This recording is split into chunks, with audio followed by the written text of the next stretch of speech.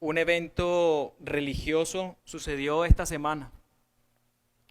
El pontífice romano murió y para el mundo religioso es un hecho que trae luto, pero para nosotros, ¿qué trae como hijos de Dios? Para nosotros como creyentes, un hecho como este debería no es traernos a la memoria y recordarnos una solemne y gloriosa verdad. Tenemos un sumo sacerdote que vive para siempre y nunca será ni podrá ser reemplazado. Recordar también que la semana pasada vimos algo extraordinario. ¿Sí se recuerdan?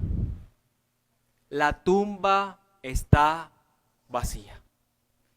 Nuestro Señor Jesucristo ciertamente murió, pero ciertamente resucitó. Recuerdan también que el centro y la esencia del cristianismo es que Jesús el Cristo ha resucitado. No en vano el apóstol Pablo en 1 Corintios 15, 16 y 17 escribió lo siguiente: porque si los muertos no resucitan, tampoco Cristo resucitó. Y si Cristo no resucitó, vuestra fe es vana, aún estáis en vuestros pecados. Pero gracias al Señor que ha resucitado y la tumba está vacía. Y para luto y lamento de la religión católica romana, como dicen, su sumo pontífice ha muerto. Ya han pasado 3 días de este hecho. ¿Y qué ha pasado? No ha resucitado. Pero nuestro gran y sumo sacerdote de él mismo dijo: al tercer día resucitaré. ¿Y qué pasó? Se cumplió. ¿Y qué somos nosotros? Somos testigos de este hecho. Él dijo también: y para que el grano de trigo dé mucho fruto, es necesario que pase, que muera. Y luego lleve mucho fruto.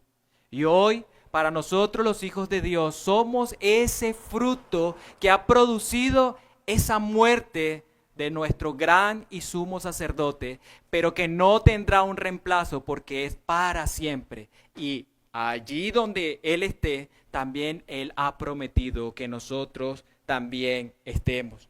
Y en esta mañana, hoy, primer día de la semana, enfrente de los elementos de la cena del Señor, recordamos y proclamamos su muerte y su resurrección, que no tendrá un reemplazo jamás nuestro gran y sumo sacerdote, porque vive para siempre. Vayamos pues al pasaje de la Escritura que se encuentra en el libro de Hebreos, capítulo 5, versos del 1 al 10, y vamos a leer por un instante este pasaje. Y vamos a reflexionar ciertas cosas que están allí contenidas en el capítulo 5 del libro de la carta a los Hebreos, versos 1 al 10. Leemos, dice: porque todo sumo sacerdote tomado de entre los hombres es constituido a favor de los hombres en lo que a Dios se refiere, para que presente ofrendas y sacrificio por los pecados, para que se muestre paciente con los ignorantes y extraviados, puesto que Él también está rodeado de debilidad. Y por causa de ella debe ofrecer por los pecados, no tanto por sí mismo como también por el pueblo. Y nadie toma para sí esta honra, sino el que es llamado por Dios, como lo fue Aarón. Así también Cristo se glorificó a sí mismo haciéndose sacerdote, sino el que le dijo: tú eres mi hijo, yo te engendro hoy. Como también dice en otro lugar, tú eres sacerdote para siempre según el orden de Melquisedec. Y Cristo, en los días de su carne, ofreciendo ruegos y súplicas con gran clamor y lágrimas al que le podía librar de la muerte, fue oído a causa de su temor reverente. Y aunque era hijo, no lo que por lo que padeció aprendió la obediencia. Y habiendo sido perfeccionado, vino a ser autor de eterna salvación para todos los que le obedecen, y fue declarado por Dios sumo sacerdote según el orden de Melquisedec. En esta mañana quiero que a través de 3 pequeñas secciones de este pasaje podamos ver unos puntos relevantes. Y el primero de ellos que quiero traer a ustedes se encuentra en la primera sección de los versos del 1 al 3. La debilidad de todo sumo sacerdote de entre los hombres. Dice, porque todo sumo sacerdote tomado de entre los hombres es constituido a favor de los hombres a lo que Dios se refiere. O sea, para la parte que Dios nos exige, había un sumo sacerdote que era escogido por un grupo de hombres para cumplir una tarea, para que se muestre paciente con los ignorantes y extraviados, puesto que él también está rodeado de debilidad y por causa de ella debe ofrecer por los pecados, tanto por sí mismo como también por el pueblo. Vemos aquí que eran hombres escogidos para hacer una tarea, una labor. A lo que Dios se refería eran hombres que tenían que presentar ofrendas y sacrificios en el tabernáculo. Eran hombres escogidos en este caso. Había una tribu encargada de este proceder. Eran los hombres de la tribu de Leví. Los levitas eran los encargados de hacer todo este tipo de cosas a lo que a Dios se refiere. Cuando vemos este hombre debía cumplir ciertos requisitos para que se muestre paciente con los ignorantes y extraviados, puesto que él también está lleno de debilidad. Era un hombre que tenía que tener compasión, recordando que él también estaba lleno de debilidad. Tenía que tener paciencia con aquellos que ignoraban lo que él iba a hacer dentro del tabernáculo. Pues estos extraviados, estos pecadores, él tenía que tener paciencia porque él también era un pecador más. Y él no solamente tenía que presentar ofrenda y sacrificios por aquellos, sino también por sus propios pecados. Y por eso llegamos rápidamente a la segunda sección, los versos 4 al 8, el sacerdocio eterno de Cristo. Y es el que le quiero presentar más a profundidad en este instante. Aarón, según lo que dice acá el verso 4, y nadie toma para sí esta honra, sino el que es llamado por Dios, como lo fue Aarón. Los sacerdotes directamente eran llamados por Dios, eran constituidos por Dios. Aarón, siendo el primer sacerdote instituido de la tribu de Leví, era el encargado de poder presentar la ofrenda como sacrificio por el pecado de sí mismo y del pueblo. Pero esa honra que recibió Aarón, también Cristo lo hizo, porque dice el verso 5, así tampoco Cristo se glorificó a sí mismo haciéndose sumo sacerdote, sino el que le dijo, tú eres mi hijo, yo te engendro hoy. ¿Quién llama a Cristo a que cumpla este ministerio? El Padre, Dios el Padre, ¿verdad? Vemos que le entrega este título a Cristo y Cristo no se glorifica a sí mismo.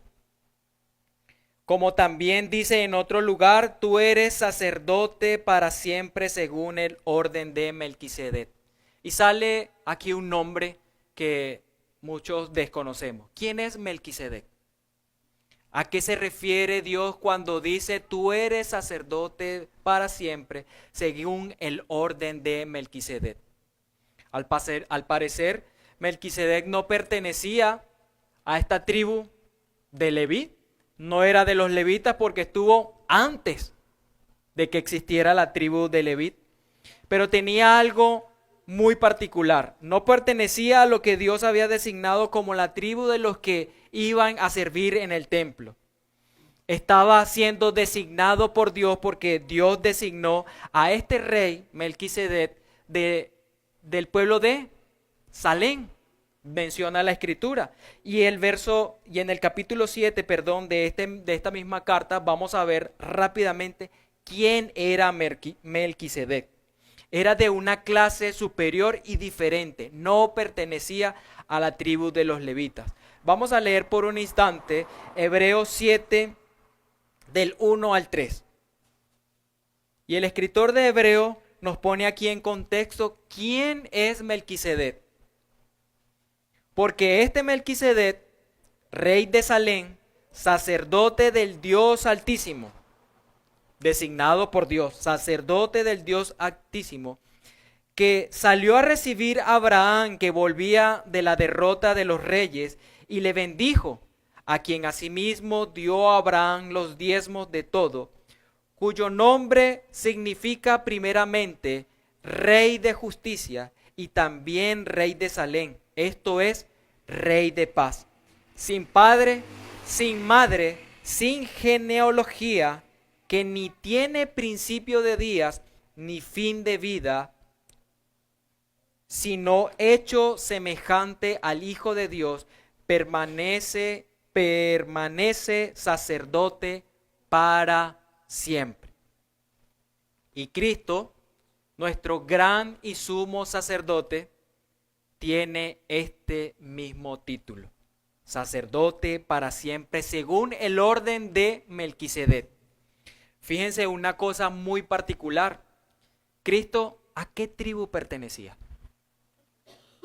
Cristo pertenecía a la tribu de Judá, no pertenecía a la tribu de Leví. Vemos otra diferencia acerca del sacerdocio de Cristo.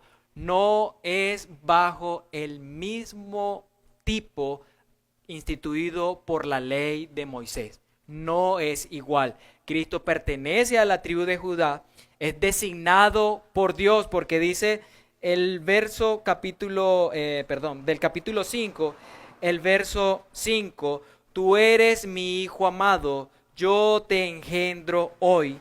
Como también dice en otro lugar, tú eres sacerdote para siempre según el orden de Melquisedec. Una clase diferente y superior. Vamos a los versos 13 al 17 del capítulo 7 de Hebreos para ver quién es este sacerdote. Jesús el Cristo. Dice, y aquel de quien se dice esto es de otra tribu, de la cual nadie sirvió en el altar. La tribu de Judá, nadie sirvió en el altar. Continúa diciendo, porque manifiesto es que nuestro Señor vino de la tribu de Judá, de la cual nada habló Moisés tocante al sacerdocio. No tenía nada que ver. Y esto es aún más manifiesto. Si a semejanza de Melquisedec se levanta un sacerdote distinto, no constituido conforme a la ley del mandamiento acerca de la descendencia, sino según el poder de una vida indestructible. Pues se da testimonio de él, tú eres sacerdote para siempre, según el orden de Melquisedec. Un título, ¿y qué significa el nombre Melquisedec? ¿Qué título tiene? Dice Rey de Justicia, Rey de Paz. ¿Qué es nuestro Señor Jesucristo? ¿No es el Rey de Justicia? ¿No es el príncipe de paz, el rey de paz, el que vino a ser diferente de otra clase? Mira que la Escritura menciona que la tribu de Judá no fue determinada por la ley de Moisés para servir, y Cristo vino como gran sumo sacerdote. Cierra el verso 28 del capítulo 7, concluye de la siguiente manera: porque la ley constituye sumo sacerdote a débiles hombres, pero la palabra del juramento posterior a la ley, al Hijo hecho perfecto para siempre. Y recordamos que lamentablemente hoy el catolicismo romano está bajo los rudimentos de la ley de Moisés, siguiendo todavía la tradición terrenal del sucesor, siguiendo todavía el sumo sacerdote. ¿Quién es el sumo sacerdote? Pero nosotros en el cristianismo no estamos bajo la ley, sino bajo ese juramento que dijo: posterior a la ley, al Hijo hecho perfecto para siempre. Porque la ley constituye sumo sacerdote a débiles hombres, a hombres que están sujetos a la muerte. Pero nuestro sumo sacerdote no está sujeto a la muerte. ¿Por qué? Porque la tumba está vacía. El capítulo 5, los versos 9 y 10 dicen: pero en cuanto a vosotros, leí el 6. Y habiendo sido perfeccionado, vino a ser autor de eterna salvación para todos los que le obedecen, y fue declarado por Dios sumo sacerdote según el orden de Melquisedec. Cristo vino a ser autor de eterna salvación. Cristo es el único mediador entre Dios y los hombres. Primera a Timoteo, capítulo 2, versos 4 y 6 dicen: el cual quiere que todos los hombres sean salvos y vengan al conocimiento de la verdad. ¿De cuál verdad? De que ya no hay un sumo sacerdote según la ley, sino hay un sumo sacerdote según el juramento que Dios ha hecho, y es para siempre. Cristo nuestro Señor es nuestro gran y sumo sacerdote, de una clase distinta a los hombres, que no está ligada a debilidad, porque Él ha resucitado. Por eso la tumba está vacía y la piedra ha sido rodada con el propósito de que nosotros, como testigos, pudiésemos verificar que la tumba está vacía.